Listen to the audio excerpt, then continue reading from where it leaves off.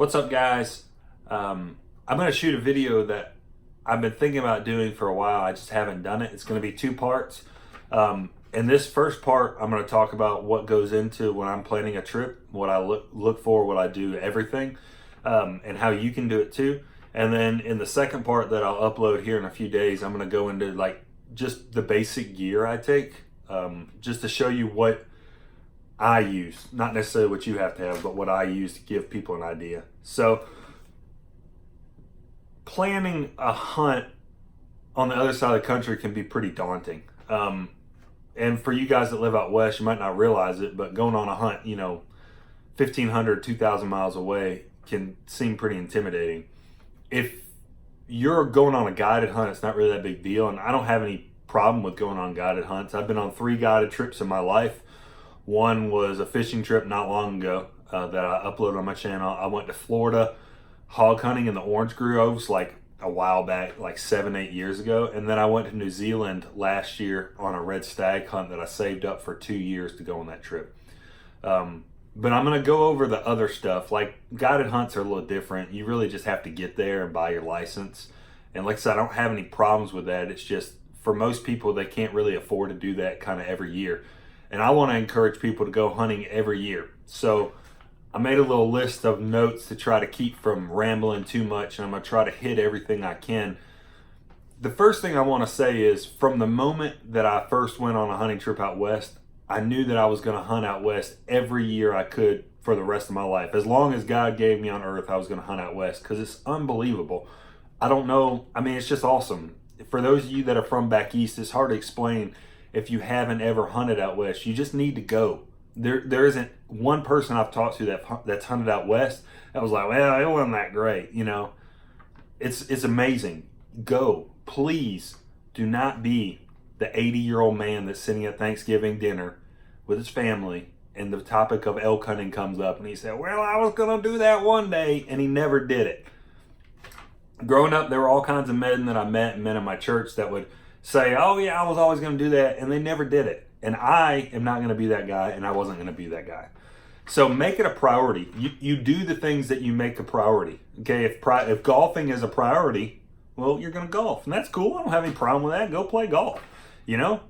Make a priority. Go do what your priority is. Obviously, when I'm saying I'll go on these hunting trips, don't take away from, don't spend $500 on a new gun to go hunting and you're not feeding your kids. That's not what I'm saying, but make it a priority and go. When you're doing any type of hunt, especially this is what I do, you have to start by picking your species. And I know that sounds really easy, but some people just want to go out west. They don't know what they want to hunt. So if you exclude the big 3, which are mountain goat, bighorn sheep, and moose, and really there's a 4th one, bison or buffalo, you can hunt mule deer, elk, and antelope every year if you want to. Pick what you want to hunt. Next thing you need to do is you need to pick a weapon. Bow, rifle, some options for muzzle loader. I bow hunt too, but I'm more of a rifle hunter, so I don't even really look at archery stuff that much. But if you are an archery hunter, a lot of times that opens a lot more doors as far as over the counter, and it can in a lot of ways increase your draw odds if you're applying for states out west. Say the most questions I get on Instagram and on YouTube are about elk hunting, and elk hunting is way easier to do, way easier to get a tag to do than a lot of species. You can hunt elk over the counter. Now, this isn't all rifle, this is a combination, but you can hunt elk over the counter in Washington, in Oregon, in Idaho. Montana, you can draw a tag pretty much every year. Wyoming, you can draw every second or third year. You can hunt Colorado every year. You can hunt Utah every year. So you don't have any excuse. If you want to go elk hunting, you need to go. Mule deer are a little different. It's not as Idaho is over the counter, and you can get a tag in Montana if you apply. And then antelope, you can hunt. There are units you can draw every single year in Montana. I had a buddy that went out to Montana and killed an antelope last year, or Wyoming, a lot of units that have 100% draw odds. You need to look at, when you're doing over-the-counter stuff, look at make sure you can get access to public land. So when you're looking at hunts out west, you really have two options. You have over-the-counter, which if you watch my videos, that's what my bear hunt was. It was over-the-counter. I just showed up, went to Sportsman's Warehouse, bought a tag, and that's how a lot of guys hunt. There's no problem with that. A lot of guys kill some really nice animals just buying the tag and going. Or you can apply in the state's lotteries. Every state is a little bit different with the lottery. I'm not going to really go into too much detail, but there are preference point system, bonus point system, and random draw, and then there's like a combination of some of them, weighted preference points and square and preference points, and you can only apply randomly for these. And every state has a different system for their draw hunts, and almost always the draw hunts, if you can draw a tag, are better than the over-the-counter hunts, just because there aren't as many people out there and the animals don't have quite as much pressure. So what I do is I decide what I want to apply for, apply all over the place. This past year I applied for 12 tags, and then as a backup plan to drawing a tag, I have an over-the-counter option in my head. I have everything planned out like a year ahead of time. If I don't draw, or I only draw one tag, because I try to go on 2 hunts each fall, so if I don't only draw one tag, where am I going to go? So this year my backup option was Idaho for mule deer, because I wanted to go on a mule deer hunt if I only drew like one tag. Now I got lucky. I applied for 12 animals all across the West, so I applied for 12 tags and I pulled 3. So I got really fortunate, so I didn't have to do anything over the counter. But some guys just do over the counter, and that's perfectly fine. So they show up to the state, and they either buy the tag beforehand and it's mailed to them, or they print it out online, or they buy it when they get there. And there's no problem with either one of those. When you apply, a lot of states you have to have some form of license before you apply. So you have to buy like a non-resident hunting license in order just to apply. So you can use that to your advantage. For example, I went to Idaho and spring bear hunted, and I decided I was gonna do that, but I also knew I was gonna apply in Idaho for bighorn sheep, because a wild sheep hunt is my dream hunt. So I applied, or I bought the non-resident hunting license, I bought the over-the-counter bear tag and went and bear hunted. And then when it came time to apply for the bighorn sheep, I already had the hunting license. So a lot of those states, you have to have the hunting license in order just to apply. So it can be a little bit expensive depending on what you're looking to do. Now, every state's different, like I said, and you need to look into the regulations of where you're interested in hunting. But that's just something you need to know. And then some states you also have to front the tag fee. And depending on what you want to apply for, it can be kind of expensive. If you want to apply for elk in New Mexico, you have to buy a non-resident hunting license, which is $65, and then you have to front your tag fee for your elk, which is anywhere from like $550 to $750, depending on the tag. They have different tiers of tags depending on the demand, and most states are like that. In Colorado, you don't have to front the tag fee. I drew an early season mule deer rifle, high country mule deer tag this year, and I didn't have to pay for the tag until I drew. But in Idaho, I had to front the tag fee for my bighorn sheep, and then when I didn't draw, then they refunded me my money. So you just need to look into that kind of thing. Some states are really quick about refunding. New Mexico, their refund is super fast if you don't draw, like 2 weeks or something. And then some state like Idaho, it felt like it took forever, like 2 months maybe. So that's something you need to look into. Once you've decided where you're going to hunt, or what you're going to hunt, what weapon you're going to use, where you're going to hunt, you need to pick a unit. And you really need to know that, obviously, before you apply. I use GoHunt, which is a subscription-based service. It's $100 a year, or you can get promo codes to save you a little bit of money, or get like some deal in their gear shop or whatever. But in my opinion, it's really worth it, especially if you're really trying to get into the application game or just knowing general information.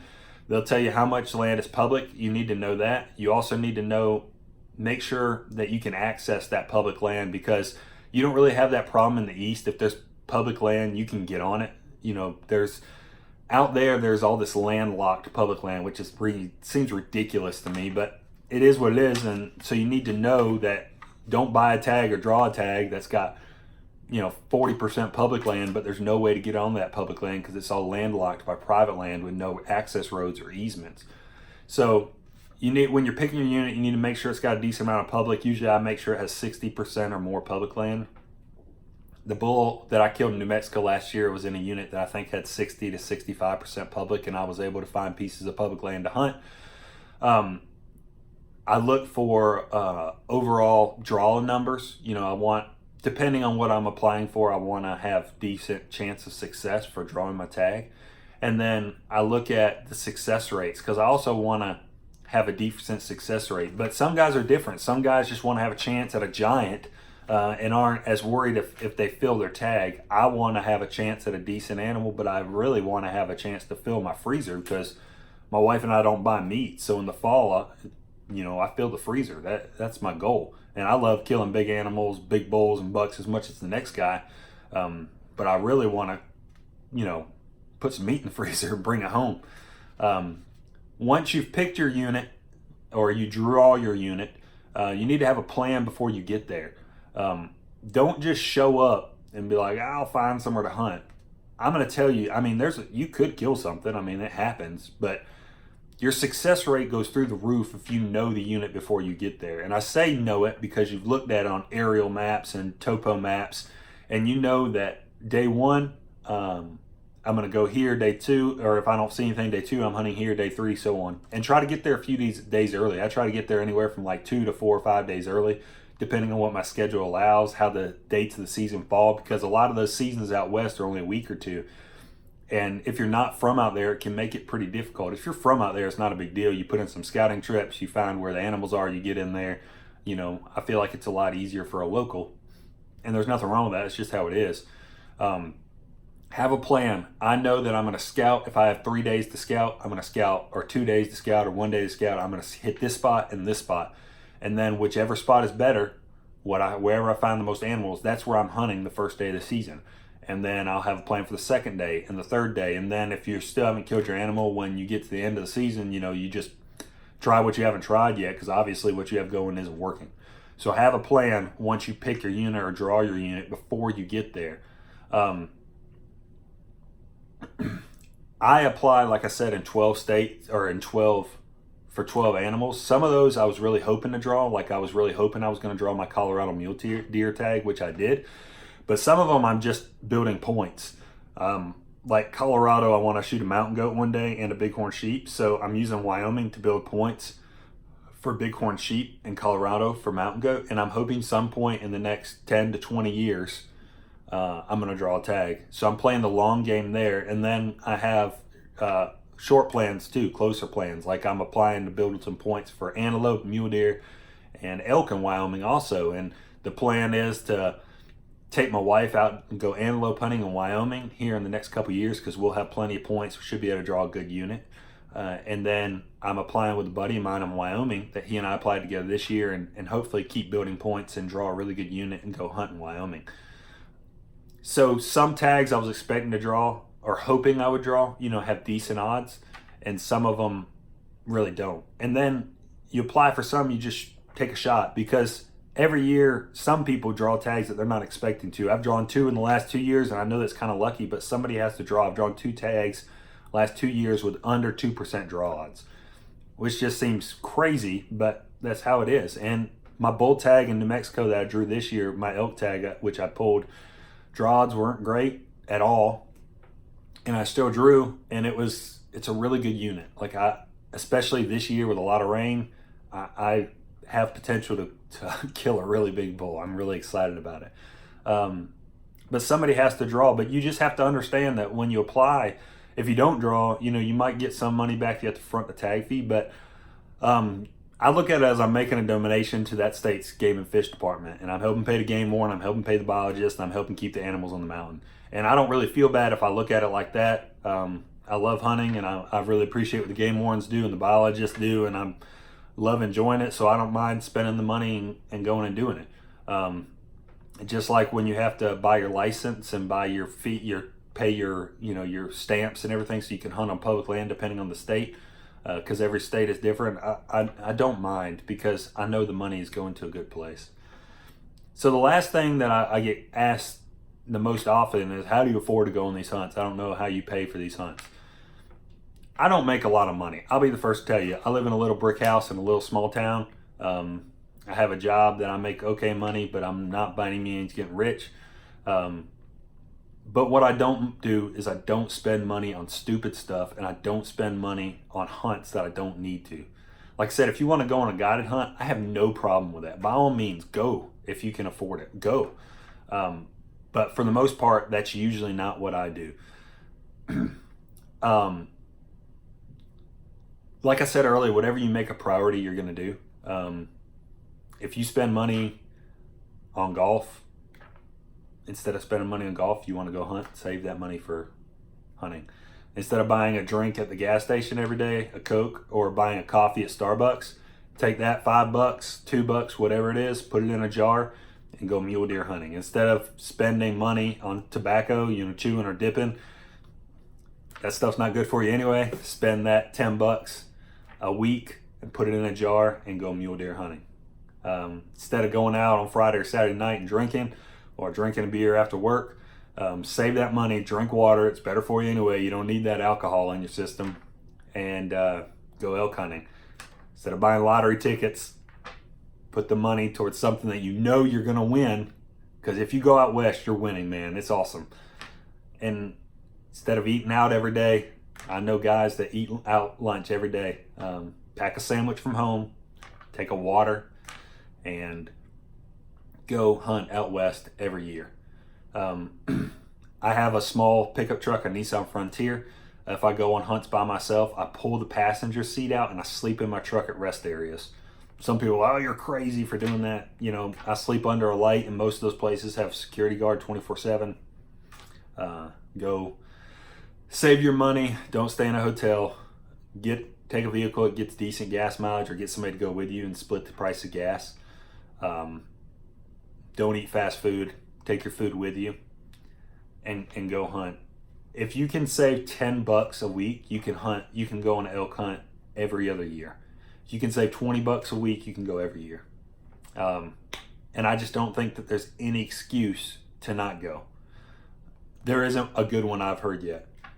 Go. Don't be the guy that says, I wish I would have gone. Because all it'll take is one time you going out there and you'll be hooked.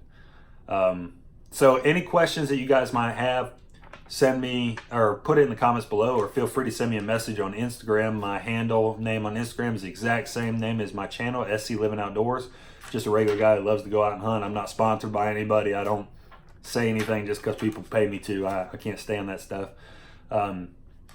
Go out there and enjoy the creation that God gave us, and the public land that Teddy Roosevelt helped give us too. So that's everything I have. Like I said, if you have any questions, feel free to ask me. And I'm going to do another part that I'm going to upload in a couple days, or a day or two, something like that. And I'm just going to go over the gear that I take with me on Western hunts, or just hunts in general. So I really appreciate you guys watching. If you're not subscribed to my channel, please consider doing so. I really appreciate it. And I'll see you next time. Thanks for watching.